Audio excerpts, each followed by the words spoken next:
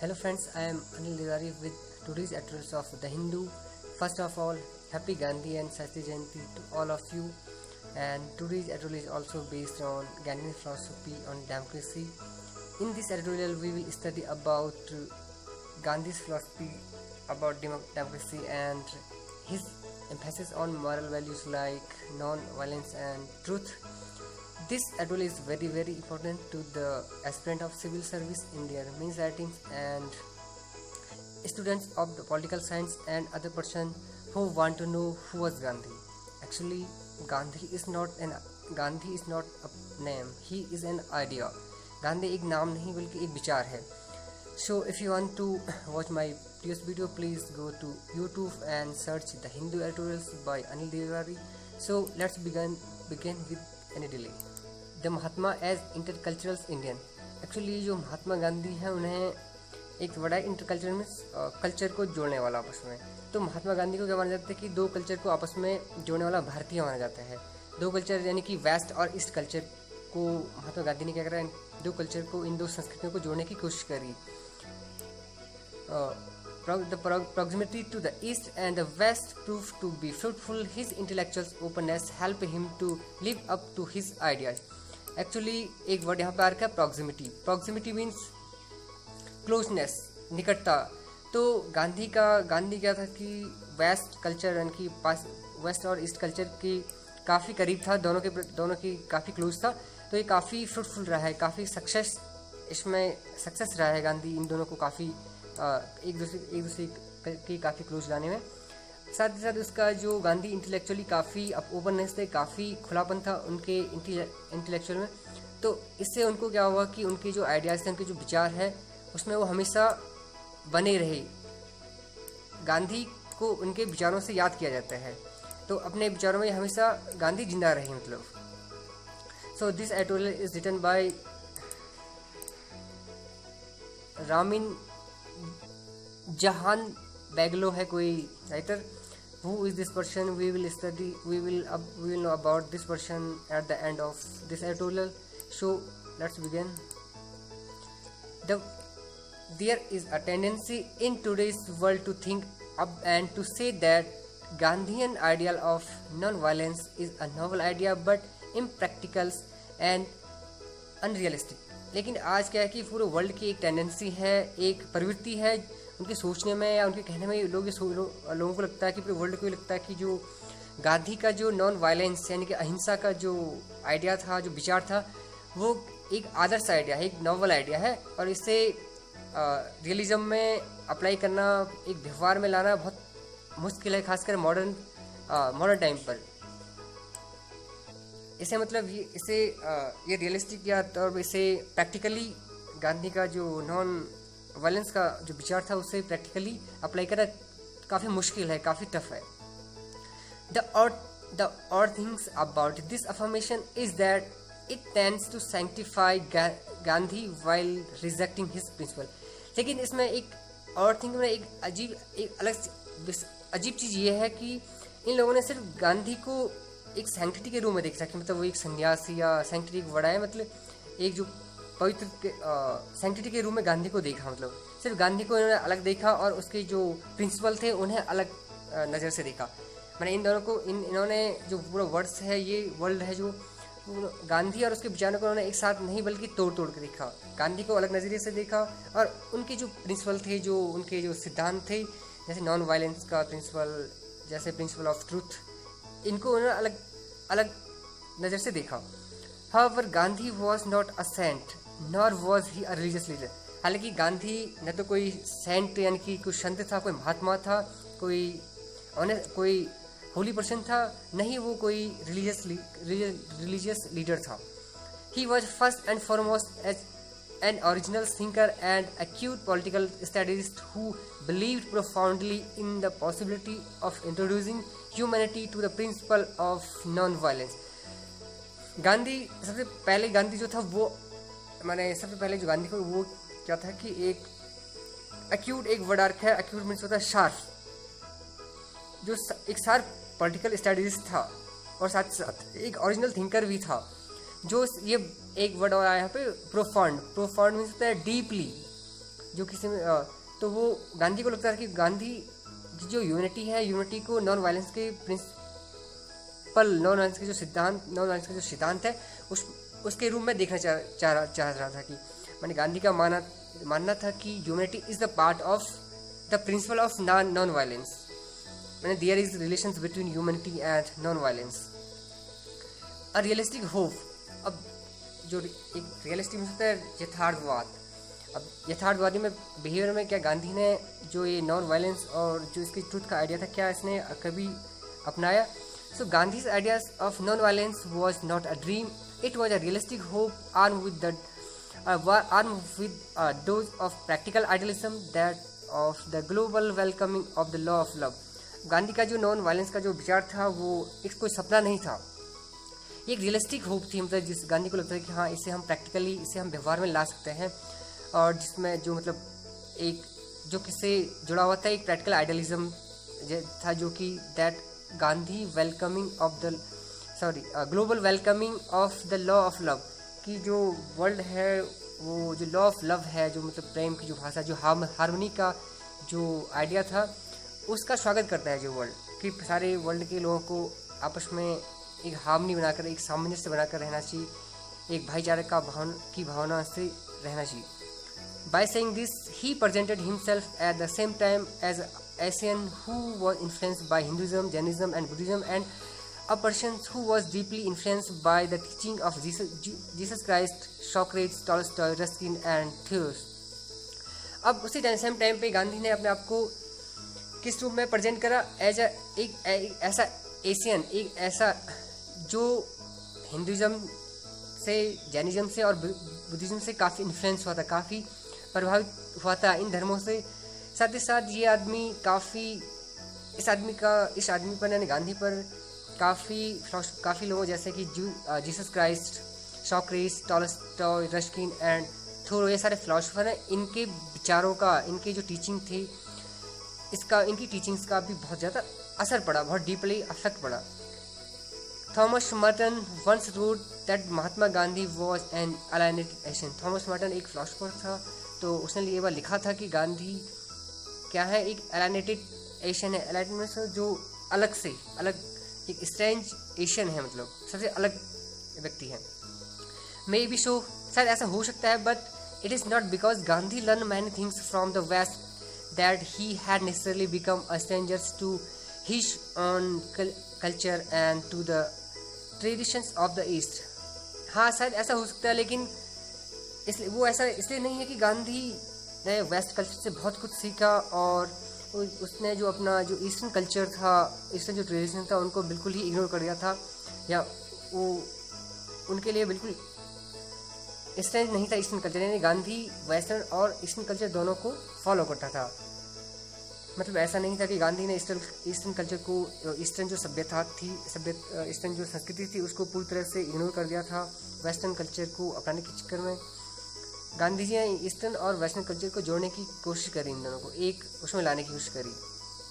On the contrary, his proximity to the East and the West prove to be very fruitful and made of him what we can call a intercultural Indian.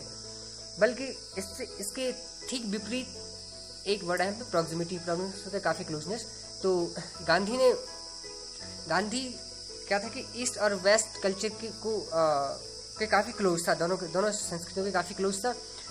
जिस कारण गांधी को क्या माना जाता है, एक intercultural Indian माना जाता है, कि वेस्ट ऐसा भारतीय है जिसने वेस्ट और ईस्ट कल्चर को जोड़ने की कोशिश करी। Gandhi was endowed with a intellectual openness. Endowed means होता है मतलब कंप्लीटली, यू कैन से भरा हुआ। गांधी एक्चुअली काफ़ी ओपन था, so which help him to learn from others and as a result live up to his ideas.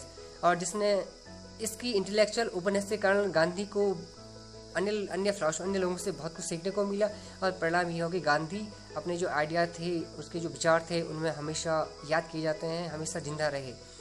As such he was not only an Indian's political and moral leaders, but also the founding father of modern non-violence as has been practiced for the past 100 years around the globe।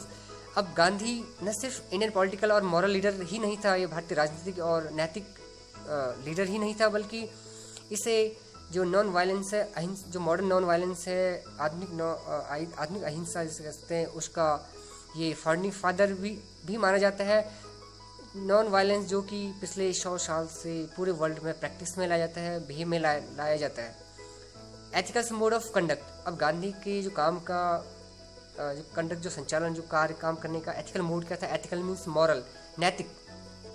As with Gandhi, the philosophy of non-violence turned into a instrument of public dissent and a pragmatic tool of the powerless against the powerful. अब गांधी का जो ये philosophy थी non violence की, जो दर्शन शास्त्र philosophy एक word है, फिलॉसफी जो ये 2 शब्द से बना है, philia and sophia. Philia means होता है टू लव, सोफिया मीन्स होता है wisdom. So love of wisdom you can say philosophy. तो गांधी का जो अहिंसा की गांधी की जो फिलॉसफी थी, वो अगर पब्लिक किसी चीज़ से असहमत है, अगर पब्लिक अपने गवर्नमेंट से सहमत नहीं है उससे, तो नॉन वायलेंस के उसमें नॉन वायलेंस ने उस जो डिसेंट पब्लिक थी उसके लिए एक इंस्ट्रूमेंट का काम किया गांधी के इस नॉन वायलेंस की फिलॉसफी ने। साथ ही साथ जो पावरलेस लोगों का, जो पावरफुल लोगों के प्रति जो उनका गुस्सा था, उनके प्रति जो असहमति थी, वो तो इस नॉन वायलेंस ने एज ए टूल काम करा उन लोगों के लिए। However, in the eyes of Gandhi, while being an instrument of conflict resolutions and universal harmony, non-violence was also essentially moral exercise. हालांकि जो गांधी की नज़र में जो नॉन वायलेंस का जो आइडिया है, नॉन वायलेंस की जो फिलॉसफी है, वो सिर्फ अगर किसी कन्फ्लिक्ट को, किसी टकरार को सॉर्ट आउट करने का इंस्ट्रूमेंट और पूरे वर्ल्ड में एक सामंजस्य, एक भाईचारा का टूल ही नहीं था, बल्कि नॉन वायलेंस एक अनिवार्य मॉरल एक्सरसाइज भी था। मतलब एक मैंने जिसे हमें अपने प्रैक्टिकली अपने भी में लाना चाहिए। What Gandhi called the soul force was actually the ethical mode of conduct. जिसे गांधी सोल फोर्स कहा करते। सोल फोर्स में तो होता है अंतर्मन जिसे कहते हैं, आप जो अंदर से जो मतलब आपको करी जाता है। तो गांधी ने जिस सबको सोल फोर्स का एक्चुअली वो एथिकल मोड ऑफ कंडक्ट था, किसी काम करने का जो एथिकल, जो नैतिक तरीका होता है, जो नैतिक वे होता है, जो नैतिक रास्ता होता है, वो था। As a matter of fact, his view non-violence essentially as ethical commitments and constructive political action. जो गांधी का नॉन वायलेंस का जो व्यू था, वो न सिर्फ एथिकली उसे गांधी जी मानते कि हमें एथिकली हमें इसको फॉलो करना चाहिए, मतलब हम इस नॉन वायलेंस को अपनाने के लिए हम वचनबद्ध ही नहीं है, बल्कि ये क्या है कि नॉन वायलेंस का जो आइडिया है ये एक कंस्ट्रक्टिव पॉलिटिकल एक्शन भी है। मतलब for Gandhi the ethical and the political were the same. Gandhi के लिए जो एथिकल और जो पॉलिटिकल जो दोनों थे ये सेम थे। मतलब गांधी के लिए दोनों की मीनिंग, पॉलिटिकल और एथिकल की जो मीनिंग थी वो एक थी। Therefore, for him, the struggle against violence and fanaticism was the same moral level as disobeying unjust law. अतः गांधी के लिए जो स्ट्रगल था वायलेंस और एक बड़ा है फैंटासिज्म। फैंटासिज्म होता है इंटॉलरेंस, यू कैन से कट्टरता, ऑर्थोडॉक्स। तो गांधी का ये मानना था कि जो अगर हम हिंसा और जो कट्टरता है उसके प्रति अगर आपका गुस्सा, आपकी असहमति, आपका स्ट्रगल वैसा ही है जैसा कि जो अनजस्ट लॉ है उसके खिलाफ अगर हम आवाज़ उठाते हैं। If you are disobeying unjust law, that is your moral obligation, that's your moral commitment. It was expressed by the soul force and the pursuit of truth to uplift others. So Gandhi ने इससे जो soul force को ऐसा माना कि मतलब इससे हम क्या कर सकते कि जो ट्रूथ की उसने जो परसू, एक वर्ड है परसू मीन्स होता है गोल, किसी की तलाश करना। तो जो गांधी की जो सत्य की जो खोज और ये था, ये औरों को उठाने के लिए काफ़ी बेनिफिशियल था। मतलब Gandhi had a profoundly ethical view of life. लेकिन गांधी का एक वर्ड है प्रोफाउंड तो काफ़ी डीपली, तो गांधी का लाइफ का जो एथिकल व्यू था उसको वो भी काफ़ी डीपली था। मैंने गांधी का एथिकल व्यू लाइफ का जो एथिकल व्यू था वो काफ़ी डीप था, काफ़ी उसका गहरा मतलब मीनिंग थी उसकी। He recognize neither the infallible authority of text nor the sanctity of religious tradition, but he was also a foremost critic of modern politics and its authoritarian practice। Gandhi का मानना था कि वो जो मतलब ऐसी अथॉरिटी जो जैसे एक वर्ड इनफैलिबल्स होता है, जिसे गिनाना थोड़ा मुश्किल होता है, जो ऐसी अथॉरिटी किसी टेक्स्ट की और किसी भी रिलीजियस ट्रेडिशन की सैंक्टिटी है, जो उसकी पवित्रता है, वो इनका आलोचक ही नहीं था, बल्कि साथ ही साथ जो मॉडर्न पॉलिटिक्स और इसकी जो अथॉरिटेरियन प्रैक्टिसेस हैं, जो मतलब अथॉरिटेरियन में डिक्टेटरशिप, इस तरह इनका भी वो बिल्कुल आलोचक था। मतलब मैंने इनकी भी काफ़ी आलोचना करने की। That's why reading Gandhi today is unavoidably to rethink modern politics as a new relations between powers and violence, and as a way of transcending the conventional distinction between citizens and the state। So अगर हम आज के modern politics को देखें कि as a मतलब power और violence का एक नया रिलेशन जो बन रहा है मॉडर्न पॉलिटिक्स में, कि पावर मतलब हिंसा के आधार पर सत्ता को कब्जाने की कोशिश करी जाती है, हिंसा के आधार पर सत्ता को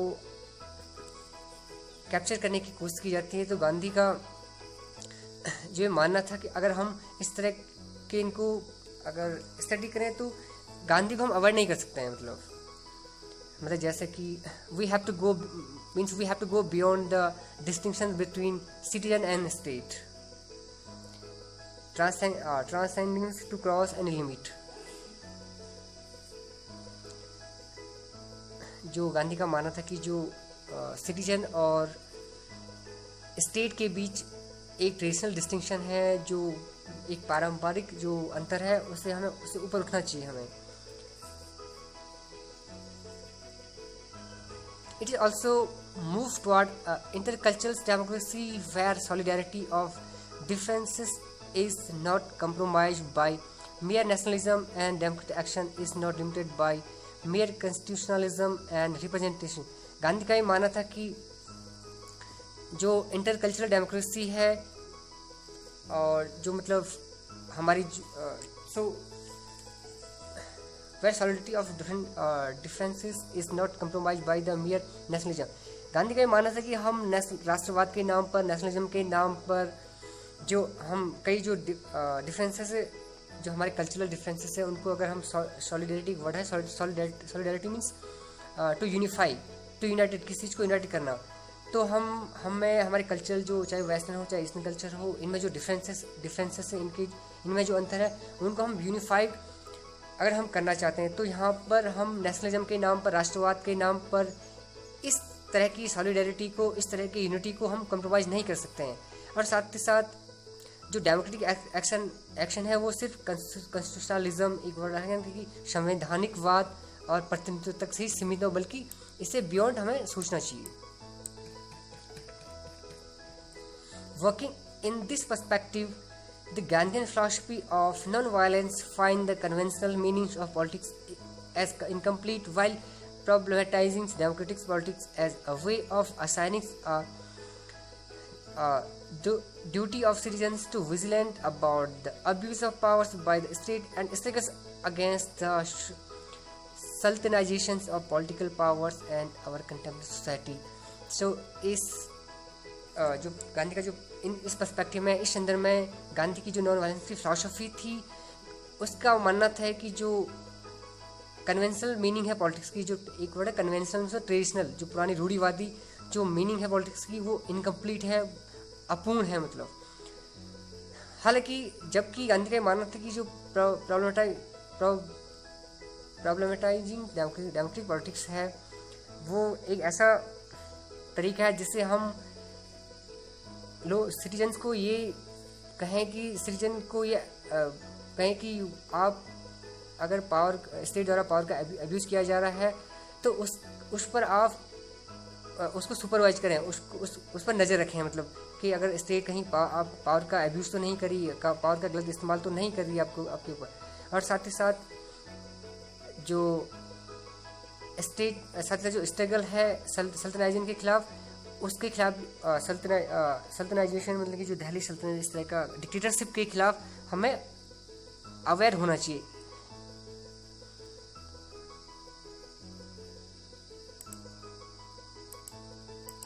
तो गांधी का ये मानना था कि हर सिटीजन की ये ड्यूटी होनी चाहिए कि वो कहीं कि मतलब स्टेट कहीं पावर का अब्यूज़ तो नहीं कर रहा है, इसके ऊपर नज़र रखनी सिटीजन उसके स्टेट द्वारा जो पावर का अब्यूज़ किया जा रहा है तो उसके ऊपर उसको सुपरवाइज किया जाए, उसके खिलाफ आवाज़ उठाई जाए। तथा साथ ही साथ कहीं जो कंटेम्प्रेरी सोसाइटी हमारी जो करंट सोसाइटी है इसमें कहीं पॉलिटिकल पावर का सल्तनाइजेशन नहीं हो रहा, मतलब उसको कहीं डिक्टेटरशिप में कन्वर्ट तो नहीं किया जा रहा है, तो इसके खिलाफ स्ट्रगल करे या इसके खिलाफ आवाज़ उठाई। सिटीजन की ये ड्यूटी भी होनी चाहिए एक नागरिक की। एस्टैब्लिशिंग अ जस्ट सोसाइटी। अब जो महात्मा गांधी वो किस तरह की जस्ट सोसाइटी, नहीं जस्ट सोसाइटी मीन्स होता है जिस सोसाइटी में हर व्यक्ति को न्याय मिलता है, जो सोसाइटी हर व्यक्ति को एक समान नज़र से देखती है। तो अब गांधी किस तरह जस्ट सोसाइटी की बात कर रहा था, देखते हैं। On the social level, Gandhi envisioned as ideal society where social justice is done, including for the last person. Social level पर गांधी का जो आइडियल सोसाइटी का जो कंसेप्ट था, आदर्श समाज, किसे मानता था कि जहाँ पर जस्टिस किया जाता है, हर किसी के साथ सोशल जस्टिस किया जाता है, सामाजिक न्याय हर किसी को दिया जाता है। ये सोसाइटी के एक लोएस्ट लेवल तक के पर्सन को जस्टिस मिलना चाहिए। तो अगर जिस सोसाइटी में इस तरह का न्याय होता है उसे गांधी का मानना था कि ये एक आइडियल सोसाइटी, एक आदर्श समाज है। This is a common world in which institutions aim to get the best out of the individual. अब इस कॉमन वर्ल्ड में क्या जो इंस्टीट्यूशन है, इंस्टीट्यूशन का मेन जो मुख्य एम है, जो मुख्य मकसद है, वो किसी व्यक्ति में जो बेस्ट है, जो उसके अंदर जो सबसे बेस्ट है उसको बाहर निकालना होता है। जिसके अंदर जो अच्छाइयाँ होती है, अच्छाइयों को बाहर निकालना होता है किसी व्यक्ति के अंदर से। The Elder Gandhian thought in the realm of citizenship and the democracy revolve around the establishment of just society. Gandhi का जो पूरा गांधीयन थॉट है, गांधीयन फिलॉसफी है, सिटीजन का जो क्षेत्र है से एक real means the arena, citizen के क्षेत्र को लेकर और सिटीजन नागरिकता को लेकर और डेमोक्रेसी को लेकर, ये पूरे जस्ट सोसाइटी पर ही आधारित है। मतलब गांधी की जो फिलॉसफी है, जस्ट सोसाइटी फिलॉसफी है, वो सिटीजनशिप और डेमोक्रेसी को लेकर ये सब जस्ट सोसाइटी के चारों इर्द गिर्द है। मतलब as such Gandhi's ideas of democracy hinge on moral growth in humankind where the undiscipline and unrestraint individualism gives its place to empathetic humanism. अब गांधी का जो डेमोक्रेसी को लेकर जो आइडिया है, गांधी का जो लोकतंत्र का जो आइडिया है, वो किससे जुड़ी है? वो उसकी जो ह्यूमन काइंड के मॉरल ग्रोथ से, जो ह्यूमन काइंड में जो मॉरल वैल्यूज हैं उनके डेवलपमेंट से जुड़ी है कहीं ना कहीं। जहाँ पर क्या है कि जो अनडिसिप्लिन और अनरेस्ट्रेंड इंडिविजुअलिज्म है,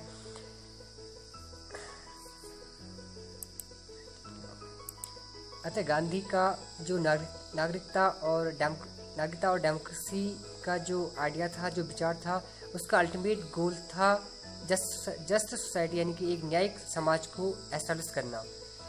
as such Gandhi's idea of democracy hinge on the moral growth in humankind where undiscipline and unrestrained individualism gives its place to the empathetic humanism. अब गांधी का जो डेमोक्रेसी का जो आइडिया था वो कहीं ना कहीं जो ह्यूमन काइंड के ग्रोथ से संबंधित था। ये मतलब ह्यूमन काइंड के ग्रोथ से संबंधित था। जहाँ पर अनडिसिप्लिन और जो अनरेस्ट्रेन स्पॉन्टेनियस इंडिविजुअलिज्म था, जो व्यक्तिवाद था, स्पॉन्टेनियस जो सेल्फ जनरेट होता है, ये एक किसको जगह देता था एम्फैथेटिक ह्यूमनिज्म को, एक मतलब ऐसे ह्यूमनिज्म जिसमें कुछ एम्पैथी हो, जिसमें मानवता के प्रति सहानुभूति हो। Moreover, while speaking on the non-violence and democracy, Gandhi believed the humanity had to develop certain qualities such as fearlessness, non-possession and unity. और अगर हम गांधी का नॉन वायलेंस और डेमोक्रेसी की बात करें तो गांधी को लगता था कि गांधी मानते थे कि यूनिटी जो मानवता है वो कुछ क्वालिटी जैसे कि फियरलेसनेस यानी कि निडरता, नॉन पोजिशन यानी कि ज़्यादा प्रॉपर्टी, ज़्यादा असौमित्व जिसे कह सकते हैं, और ह्यूमिलिटी मीन्स पोलाइटनेस, विनम्रता को कहीं ना कहीं डेवलप, इन गुणों को डेवलप करे। मतलब the goal of unity should be development of politeness, development of non position and also development of courage in the humankind. The main aim was restructure humans to shoot to an intercultural and pluridimensional democracy. लेकिन ultimate जो goal था, इसका जो मुख्य जो मकसद था वो था एक ऐसे ह्यूमन्स को ऐसे स्ट्रक्चर ऐसे क्रिएट करना, ऐसे मानव को कि जो क्या इंटरकल्चरल डेमोक्रेसी और प्लूरी डायमेंशनल यानी कि बहुलवाद लोकतंत्र को बढ़ावा दे। प्लूरलिस्टिक मीन्स होता है बहुलवाद या अनेकवाद, जो सभी लोगों की सभी कल्चर के लोगों की रिस्पेक्ट करे, चाहे वो वेस्टर्न कल्चर हो, चाहे वो ईस्टर्न कल्चर हो। ऐसे इंडिविजुअल को डेवलप किया जाए, ऐसे मानव का, ऐसे ह्यूमन का ऐसा विकास किया जाए कि वो ईस्टर्न और वेस्टर्न दोनों कल्चर की रिस्पेक्ट करे, दोनों को एक्सेप्ट करे। Gandhi's repeated emphasis on service to all human beings from all traditions of thought was essence of his non-violence democratic theory। तो गांधी का ये मानना था कि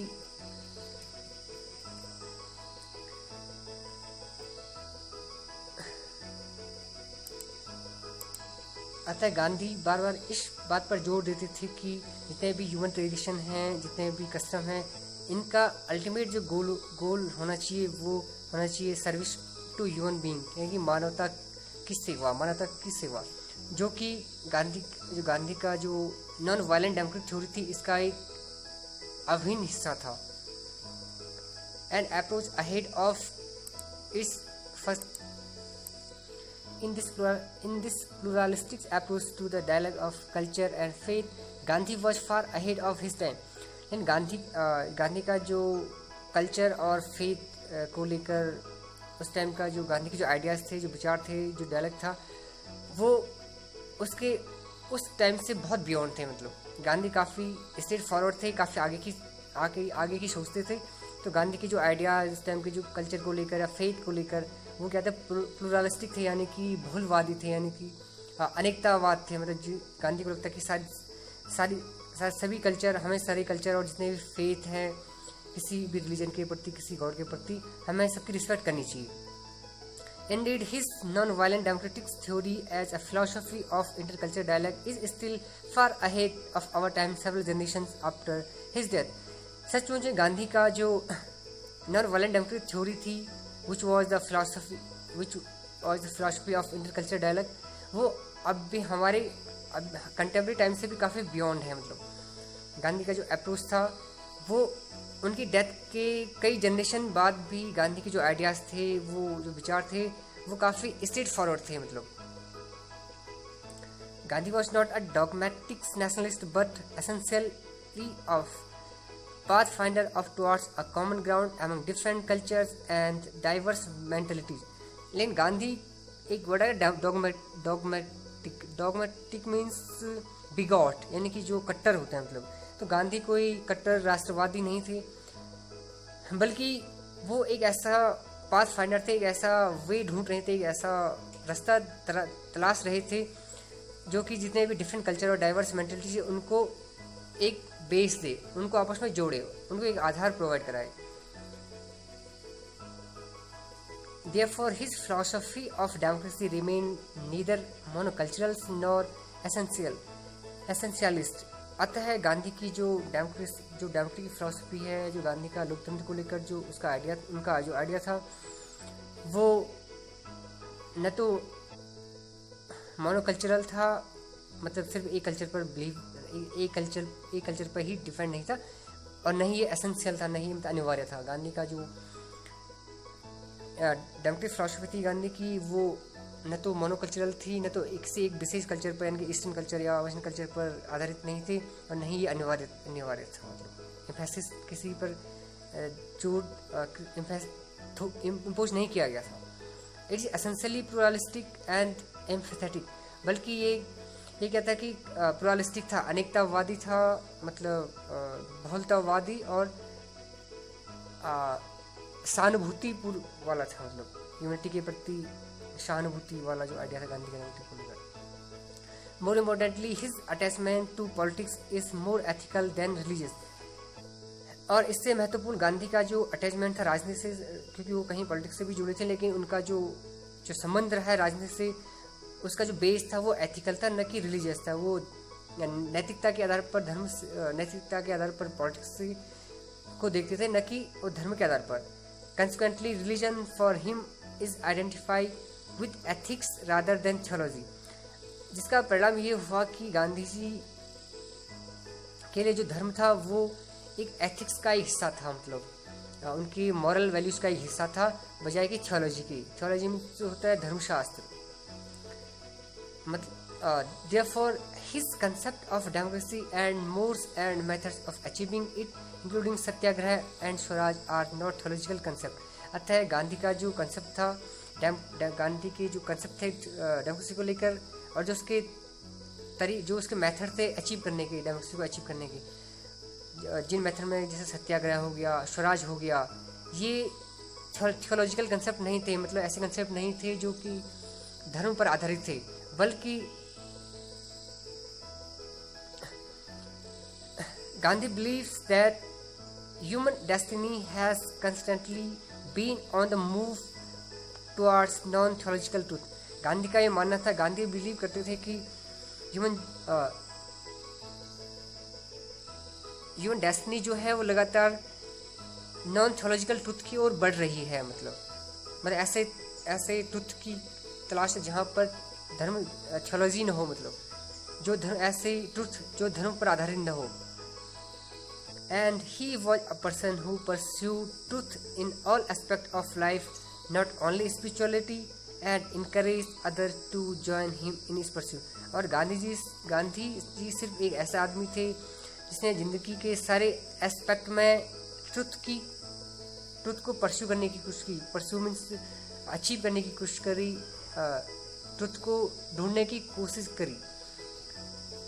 और वो ऐसे आदमी थे जिन्होंने अन्य लोगों को भी इस खोज में, सत्य की इस खोज में अन्य लोगों को भी ज्वाइन करने के लिए अन्य लोगों को इनकरेज करा।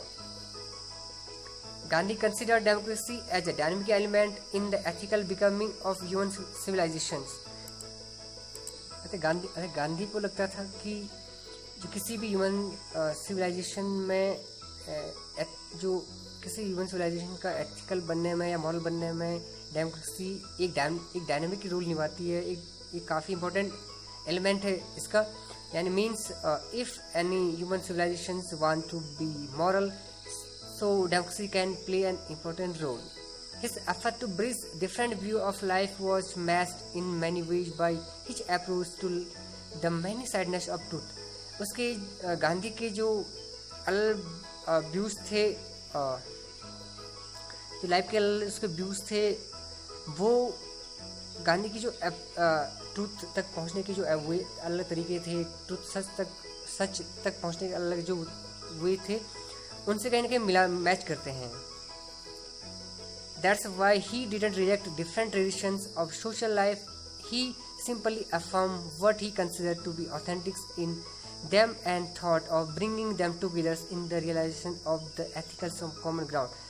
अतः गांधी, यही कारण है कि गांधी ने जो सोसाइटी के अलग जो ट्रेडिशन है, अलग जो परंपराएं हैं उनको कभी भी रिजेक्ट नहीं करा है, बल्कि वो गांधी क्या करते थे कि जो उनमें उन ट्रेडिशन में जो ऑथेंटिक होता था, जो पुरानी होता था, उसे निकालते थे और फिर उन सबको एक साथ जोड़ते, एक साथ यूनिफाई करते थे, एक साथ जोड़ते थे, और जो कि कहीं ना कहीं एथिकल कॉमन ग्राउंड को रियलाइज करने में, एथिक्स को, अपने मॉरल वैल्यूज को महसूस करने में काम लाया जाता था। अतः गांधी क्या करते थे कि जो विभिन्न सोशल लाइफ के जो अलग अलग जो ट्रेडिशन थे, उनमें से जो उन्हें लगता था कि ये ऑथेंटिक है, ठीक है, उन्हें फिर जो ऑथेंटिक होता था उन्हें वो एक साथ लाते थे, और तो जो उन्हें एथिक्स को रियलाइज करने में कहीं ना कहीं हेल्प करता था। This enable him to maintain that it would not be possible to understand the concept of democracy without having some understanding of the philosophical traditions of critique of violence in which it is nurtured. अब इस तरह के ये उन्हें क्या करता था कि जो गांधी को लगता था कि हम डेमोक्रेसी को बिना जो वायलेंस की जो क्रिटिक है, वायलेंस का जो क्रिटिक का फिलॉसफिकल ट्रेडिशन है, किसी भी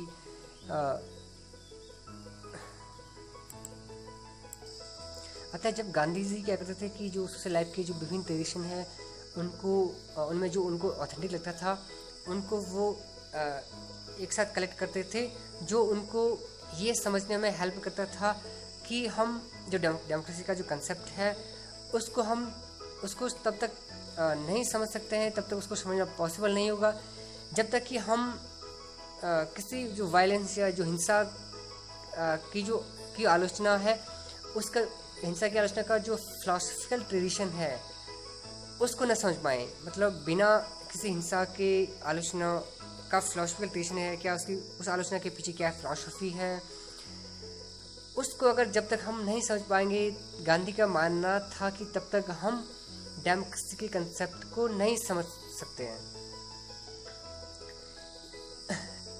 Gandhi therefore speak of democracy and non-violence as two sides of same reality. तो गांधी का मानना था कि जो डेमोक्रेसी और नॉन वायलेंस है ये एक ही रियलिटी के दो साइड्स हैं। मतलब आइडिया ऑफ इंडियननेस, अब भारतीयता का गांधी का जो विचार था वो क्या था, देखते हैं।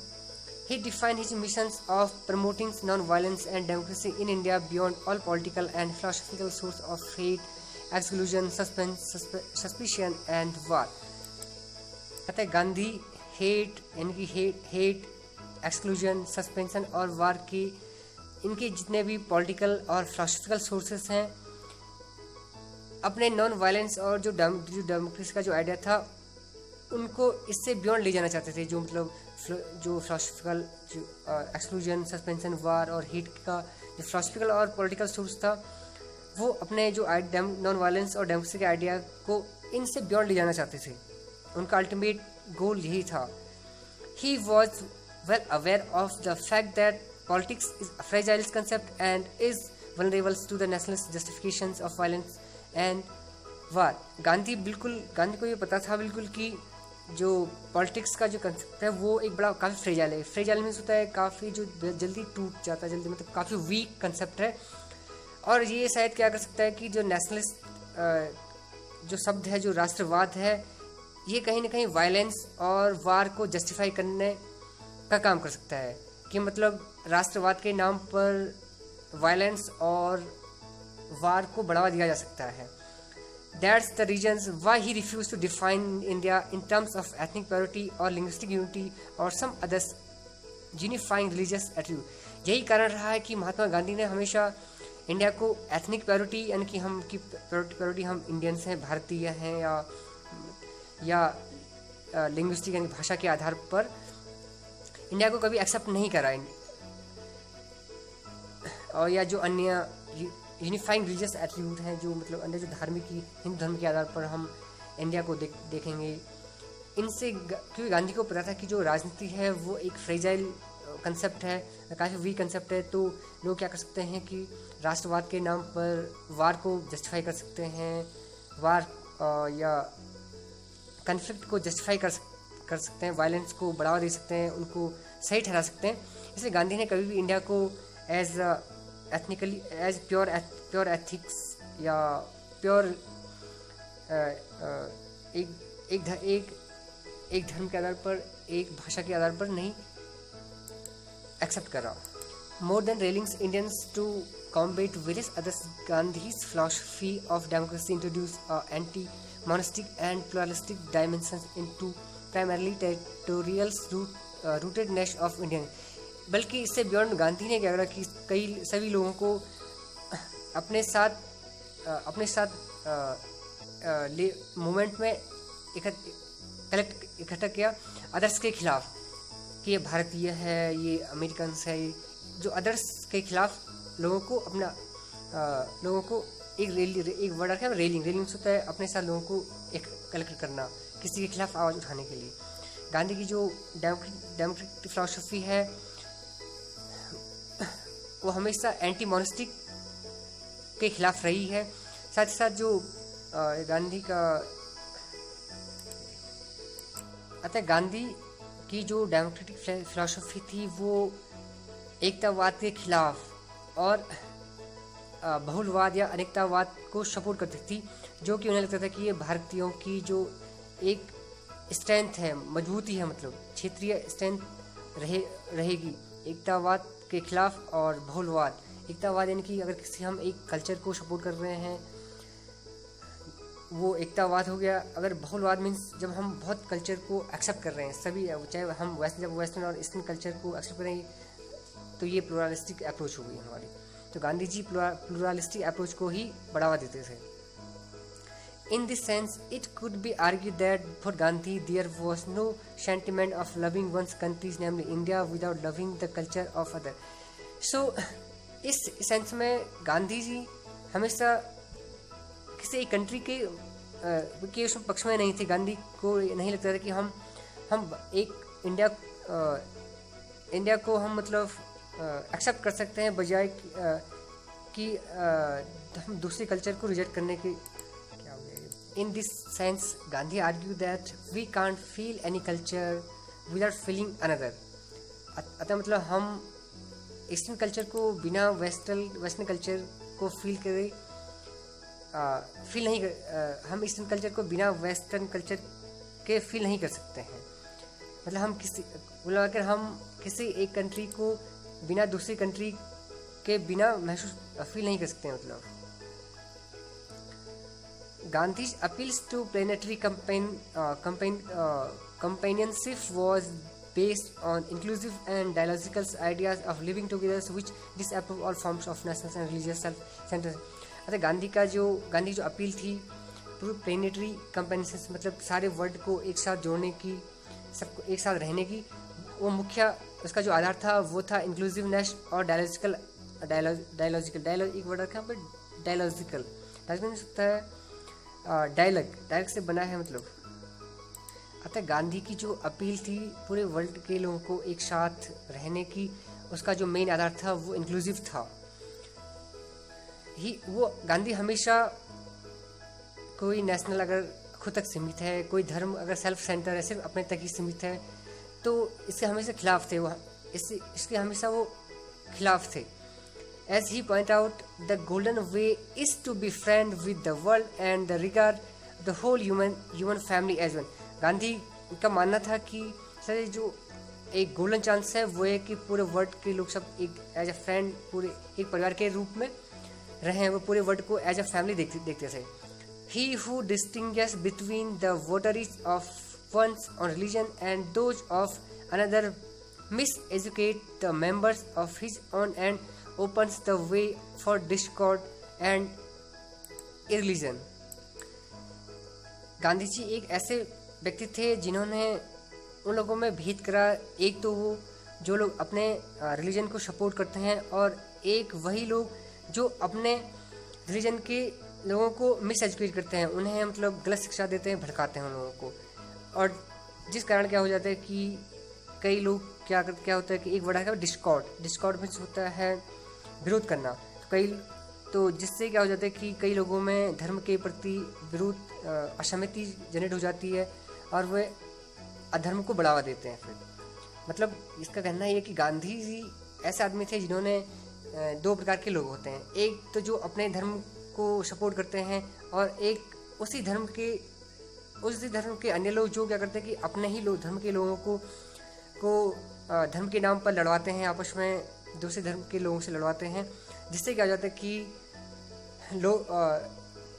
लोगों में धर्म के प्रति असहमति जनरेट हो जाती है और वो अधर्म का रास्ता भी अपना लेते हैं। मतलब so this article is written by Ramin Jahanbegloo is a director of Mahatma Gandhi centres of non violence and peace studies OP Jindal's Global University, Sonipat, Haryana.